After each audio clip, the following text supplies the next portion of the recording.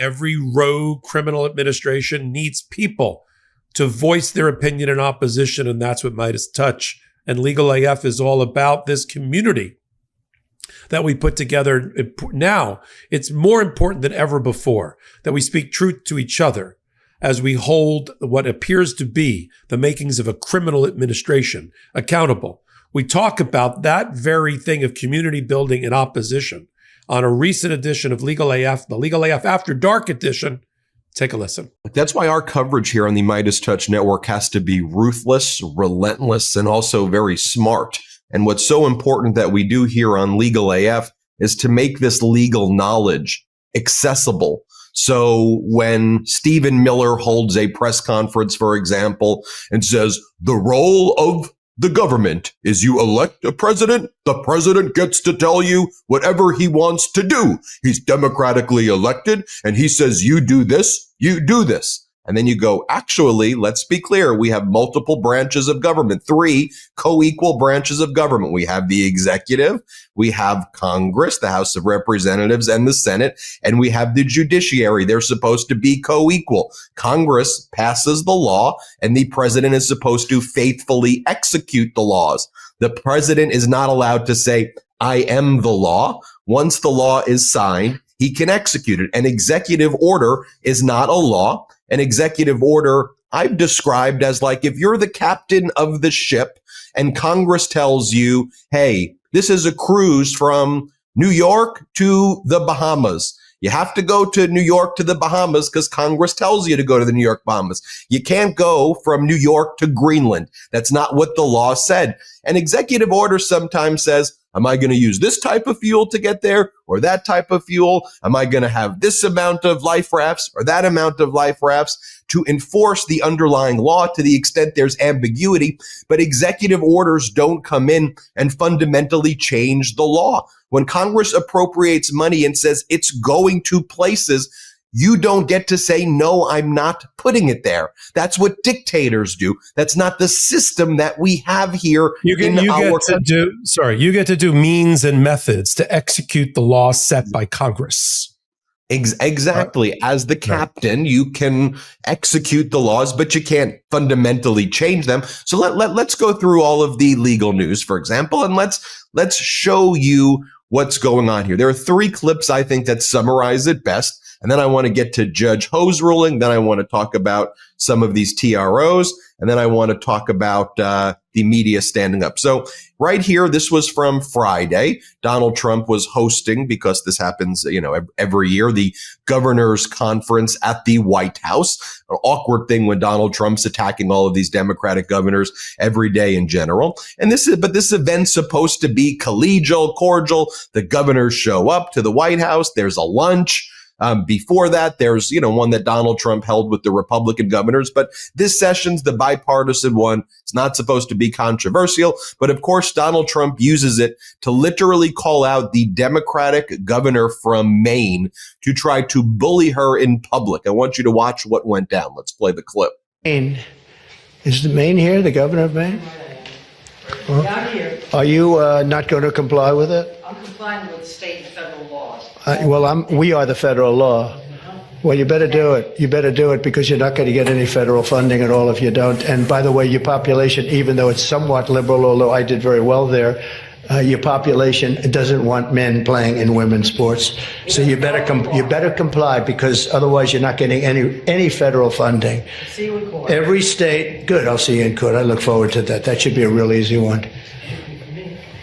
And enjoy your life after governor, because I don't think you'll be in elected politics. Every state. Enjoy your life after being an elected governor. I don't think you'll enjoy it. I will not give your state federal funding. I mean, that right there, that's no longer a democracy. What you just witnessed was a dictatorship. Good for Governor Mills in standing up to Donald Trump. I do want to say one thing, too. Lost in all of these executive orders that Donald Trump's given. So Donald Trump gave an interpretation of Title IX, which says that men and female sports are supposed to get equal resources. There's a major ruling that has occurred that basically says that college athletes and athletes of all forms are allowed to get paid endorsement money now for their name, image, and likeness. Former President Biden said that under Title IX, which says that men and female sports get equal access to facilities and get equal access to resources, former President Biden said men and female sports in college and other entities that get funding from federal government should be equal. Just to be clear, Donald Trump's executive order, no one's really talking about this, says that that's not the case. So now all of the male sports are going to get all of the name, image, and likeness revenue, which based on the settlement that's taking place is in the $20 million range. So women are per team. So women are literally going to lose out on hundreds of millions, if not billions of dollars in funding for female sports because of what Donald Trump did while attacking 9 transgender athletes in the NCAA. He literally gutted female sports. It was the most anti-female sports move you could possibly do while distracting that by saying he was going after transgender people. There was 9 NCAA athletes. I just wanted to make that point. Then Kash Patel sworn in as FBI director. And in his speech, again, Kash Patel, wholly unqualified, dangerous. He's now the FBI director thanks to the spineless Republicans. Let's show you what he said when he was sworn in. Let's play it. Thank you for entrusting me, Pam.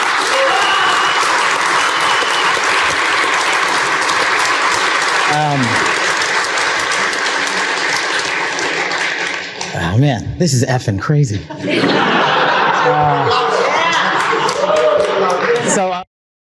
This is effing crazy. That's where we are. This is effing crazy. What is effing crazy is that you have people like Kash Patel running the FBI, and you have Elon Musk and his brigade of 19 and 25-year-olds who now have access to your social security information, your private information, your medical records, your tax information, access to the payment systems in the Treasury, access to do anything that they want with your private information while they are firing hardworking federal employees, gutting them. Also, a lot of disabled veterans, destroying their lives, and then mocking the individuals when they fire them. And they have like 19-year-old kids who call themselves Mr. Big Balls going around. Let me just show you this right here. Here's Jamie Raskin calling himself, talking about who's running Doge even, because now they're trying to say that Elon Musk isn't running Doge. Like, what's going on here? Here, play this clip. The administration took the position in court this week that Elon Musk is not the head of Doge and is not leading Doge. So who is leading Doge? Is it the young man who calls himself Big Balls? Is it the racist on the night crew who's proud of the fact that he was a racist before all of his friends were racist and says that we should legitimize Indian hate? Who is Doge? And the reason they're saying Elon Musk now is not running Doge is because they don't want Elon Musk to get subpoenaed. They don't want him to have to go through discovery. They want to say he's a special advisor to Donald Trump so they can claim executive privilege, Presidential Records Act immunity, and avoid Freedom of Information Act requests and not have to be transparent while they go on social media platforms and lie about it. But yes, you have Kash Patel. This is effing crazy, man. It's effing crazy. I'm the FBI director, man. I guess I'm the FBI director.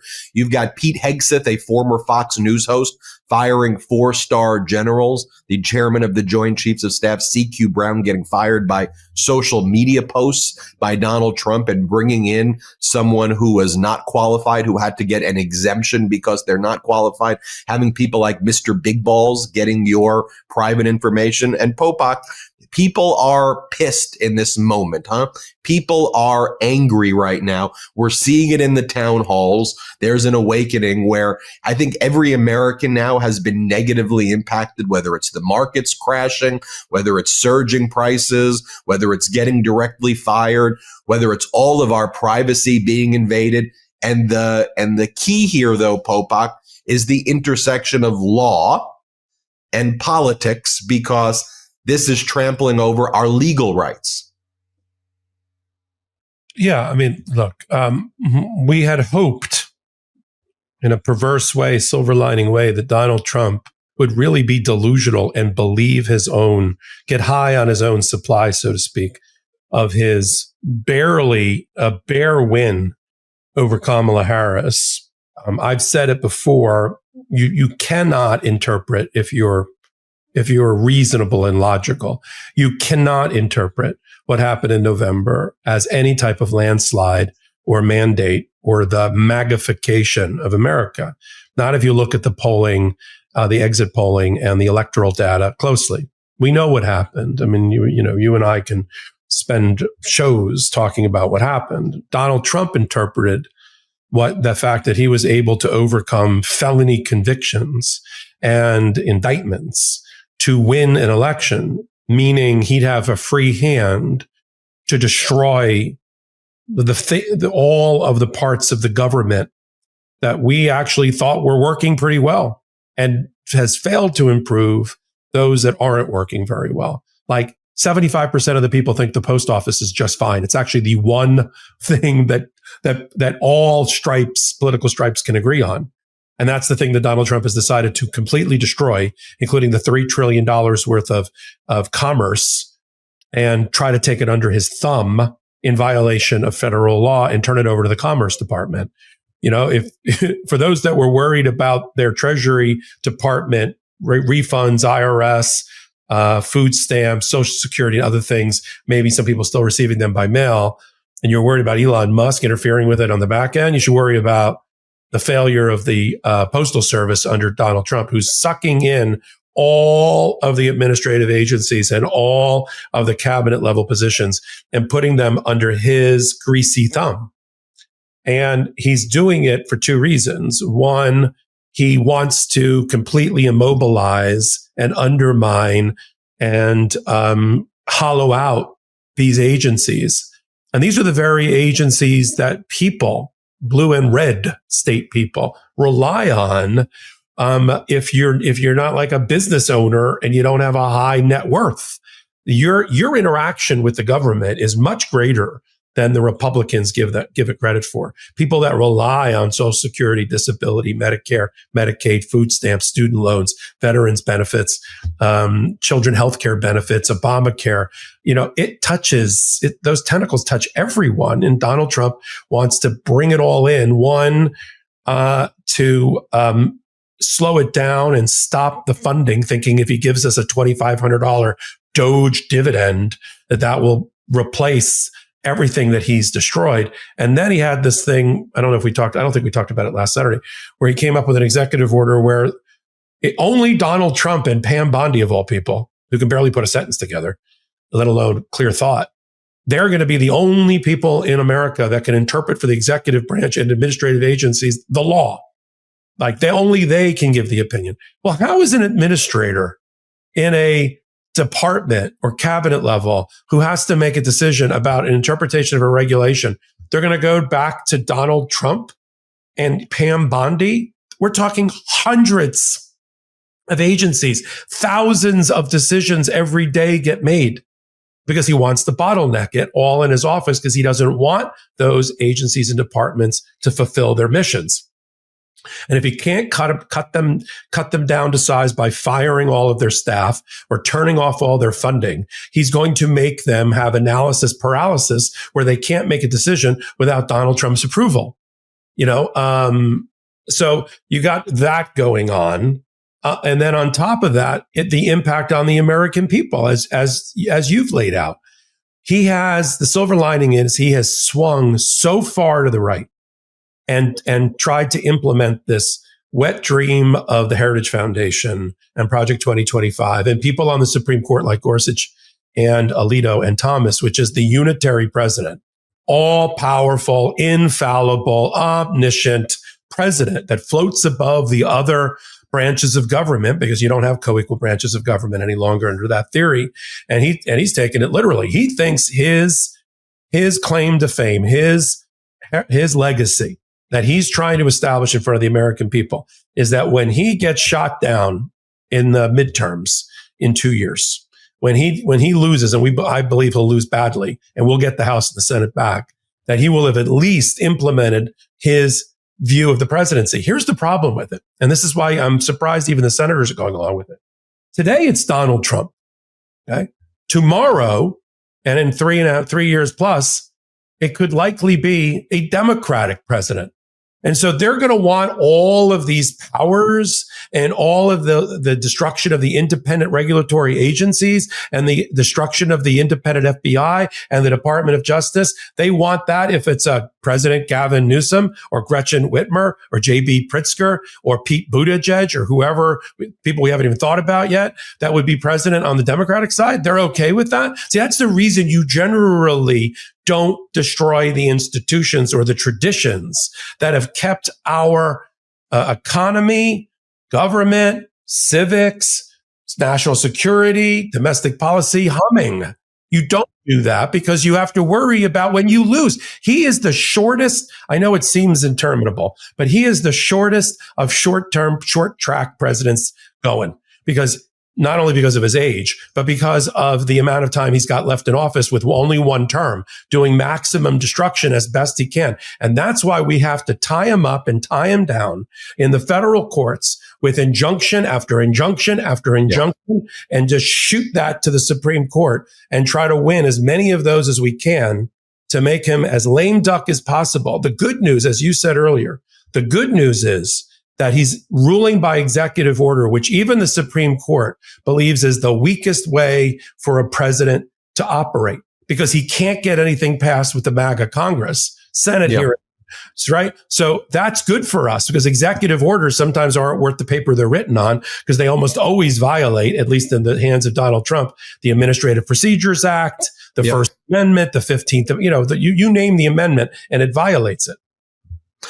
Look, the problem, though, is, and this is why people are letting their voices be heard as well, is because Pete Buttigieg is not going to be a dictator. Gavin Newsom's not going to be a dictator. Democrats won't rule like a dictator. Democrats will preserve an order that relied upon rules and respect. And where people are really getting pissed, though, right now is, hey, one side is breaking all of the freaking rules, and the other side is playing by the rules. And when you don't play by the rules, it's easier. If you just go and threaten and extort and kill and maim and torture, that's easier, but creates crisis and problems and a powder keg that we're seeing right now in the country. And it often doesn't end well for authoritarians historically, which is why America created the system that was a beacon on the hill for lots of other countries. And now we're reverting back. It's why people are getting pissed, because it's like,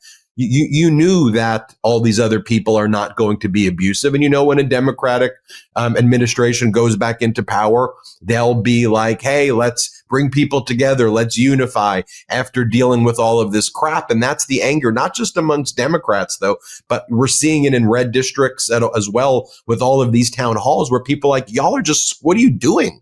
Why are you giving a kid named Big Balls my private data? What the hell are you doing? This is crazy. Why are you firing disabled veterans? Why are you firing these workers? Welcome back.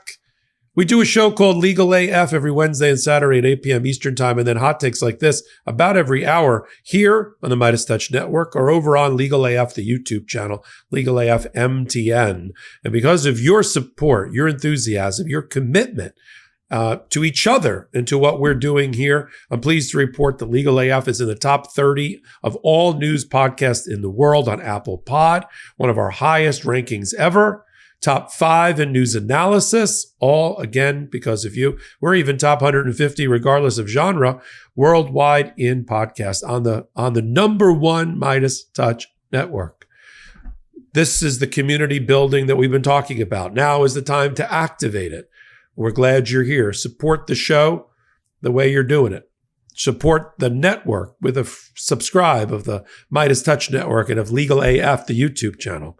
And we'll continue to support you as well. So until my next reporting, my next Legal AF anything, I'm Michael Popok. In collaboration with the Midas Touch Network, we just launched the Legal AF YouTube channel. Help us build this pro-democracy channel where I'll be curating the top stories, the intersection of law and politics. Go to YouTube now and free subscribe at Legal AF MTN. That's at Legal AF MTN.